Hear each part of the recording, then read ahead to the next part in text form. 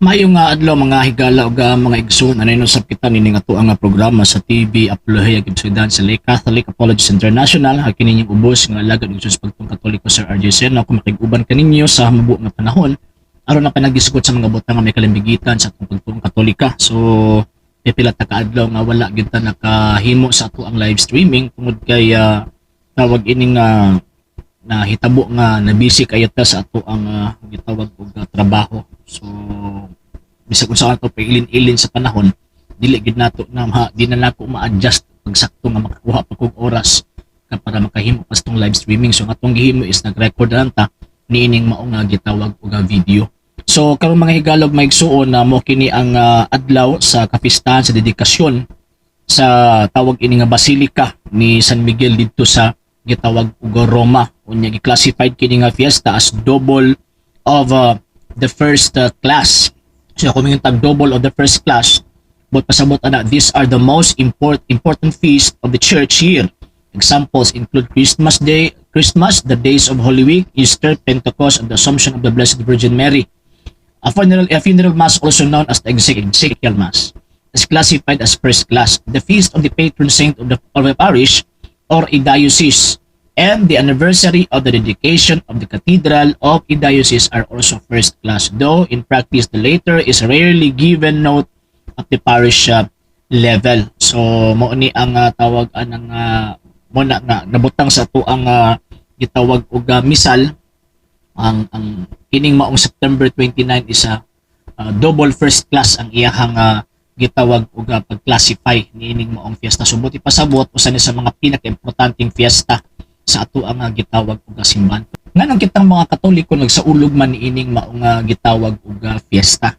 So kini nga pangutana sagad ni ato madunggan sa mga higal nato nga mga dili Katoliko, usab alang pud nato mga Katoliko nga wala kaayo na sayod niining maong gitawag og ginahimo nga practice sa ato ang simbahan kining pagsaulog o pagsilibrar niining maong gitawag og fiesta. Mingon mo tag fiesta buti pasabot usa ka na karelihiyosong selebrasyon nga diin anaa kitay obligasyon sa pagbuhat sa usa ka butang nga may kalambigitan sa atong gitawag og pagtuo. So ang kalainan ana sa festival pud usab sa kanang civil kay ang ilang action, ang ilang maginahimo is related always dito sa civil intentions og tawag anang objectives.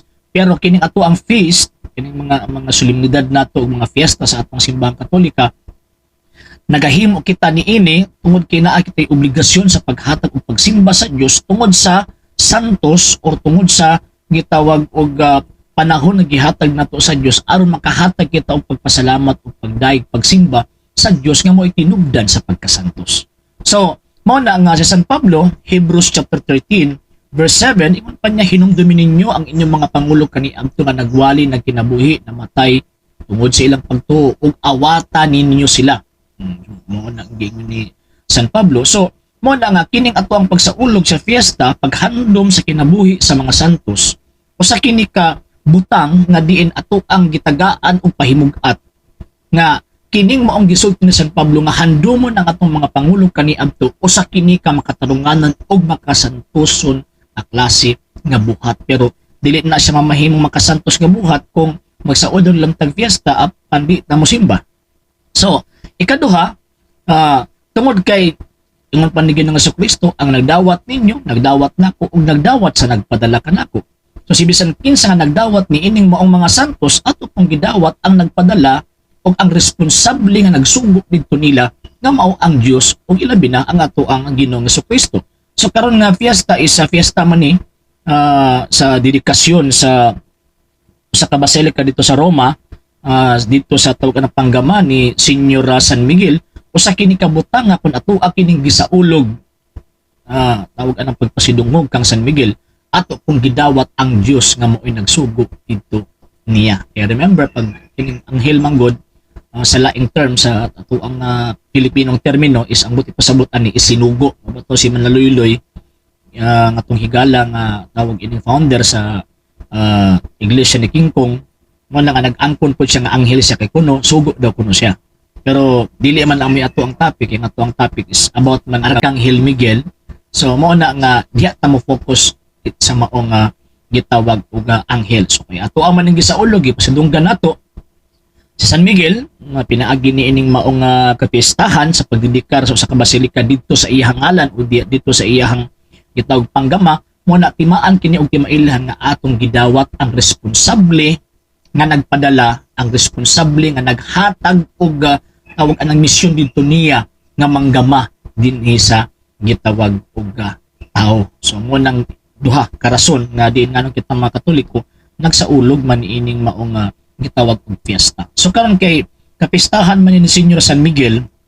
So kinsa din ni si Senyor San Miguel? So si Senyor San Miguel mo ni ang usa sa mga nanguna nga mga anghel nga iya sa Dios niya kining iyang ngalan Mikael ang buti pasabot who is like God niya sa binisaya kansang pagkamausama sa Dios. So amot tama bang iyang tawag in translation pero pag who is like God kansang pagkamao sama sa tawag anang sa Dios niya question mark kini usa ka rhetorical nga gitawag og question kina nagpadayag sa function niya isip prinsipe og pangulo sa tanang mga kaanghilan sa Dios mo na ang September 29 usa kini ka kapistahan in honor to the Archangel Michael or Saint Michael the Archangels ug usab sa tanang mga anghel nga nagpabilin nga nagmatinud-anon dito sa Dios. So kini ang atuang pagpadayag isti lang kay si San Miguel ang atuang ipasidugan kundi ang tanang gitawag og mga anghel. So, unsa may buhat, unsa may function, unsa may tawag anang misyon ni San Miguel. Siyempre ato man sang gisaulugan ang fiesta.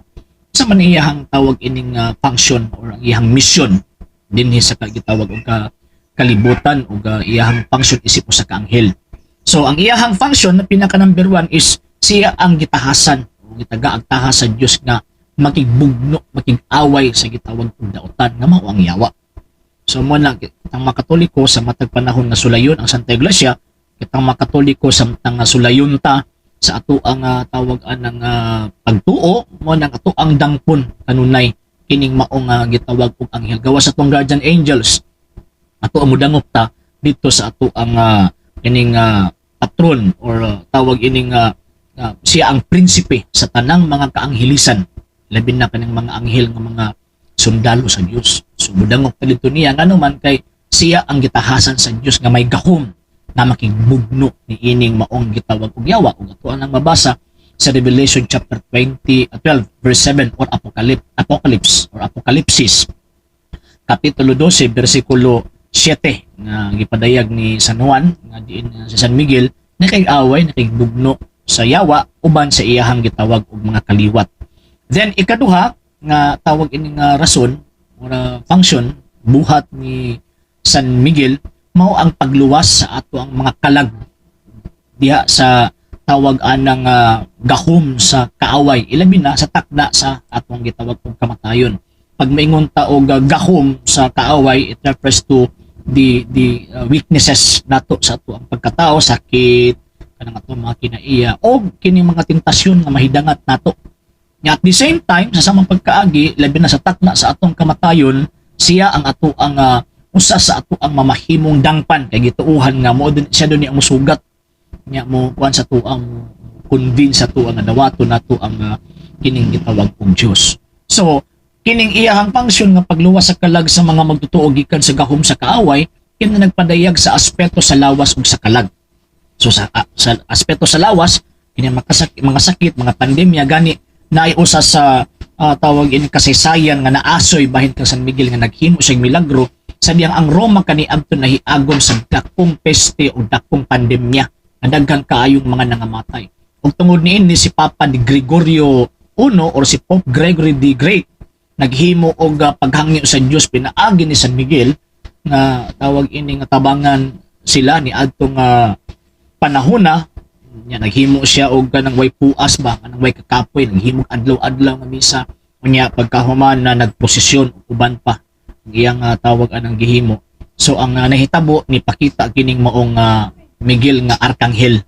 So pagpakita uban sa dakong kahayag niya ang iyang espada nga dilaab nga espada unya misulti sa maong papa ina niya nga sa dili madugay mahumana ang inyong gitawag og giamtos nga kining pandemya. Ug tuod man sa wala madugay na nahuman ang maong pandemya, nahunong ang maong pandemya ug naluwas sila gikan sa makamatay ni adtong maong gitawag og virus. So usa didto nga nakahimo pinaagi sa gahom sa Dios, gihimo nga diin naluwas ang mga tawo kaniadto pinaagi sa kamatay.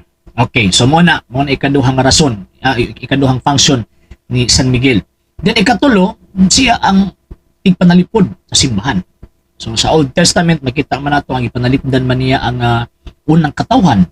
Gani kung nato ang basahon ang Daang Testamento, Daniel chapter 10 o kanang Daniel chapter 12, giasoy sa tinuod lang sa Biblia, naa siya 4 o 5 kahigayon nagilitok ang pangalan ni San Miguel.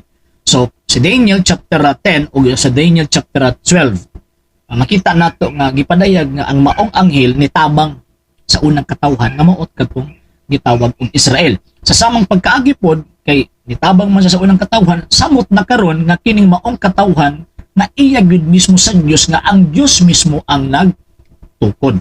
So siya ang atong patron nga tigpanalipod sa maong gitawag og simbahan. Luyo nga motugot ang Dios nga sulayon ang iyang Santa Iglesia, pero kining maong anghel magpabilin nga magbarog aron pagpanalipod sa matuod nga simbahan aron dili mamahimo nga mapukan. Kay ingon pa ni Kristo, even the gates of hell shall not prevail against it.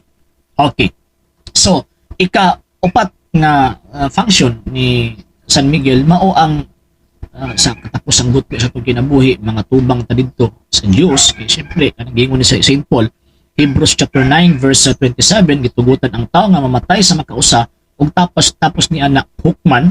So, ni anang panahon na si San Miguel ang mutimbang sa atong mga nangahimo samtang kita buhi pa mo na sa itong tanaw na to iyang larawan, nagunit og espada, kita makan niyang yawa, mo to kung first function niya nga maging bugno sa yawa, unya naa siya gunitan nga timbangan sa tawag anang wala, kay ang iyang function is timbangon ato ang mga nabuhat samtang kita buhi pa, maayo batok sa tawag og kadautan. Okay, so mao na nga tuang gitawag og simbahan dako kaayog paghatag og pasidungog niini. So ang question nganong September 29 man ang iyang kapistahan, ngano man kay gidedicate ang kining tawag ining Sanctuary of Monte Sancti Angelo dito sa Italy, gidedicate sa September 30, pero ang simbahan is nagsaulog is 29, so at the eve of the dedication. Pero dinhi ang mahitabo is anniversary gyud na sa iyahang tawag ining dedikasyon ni adtong 5th century.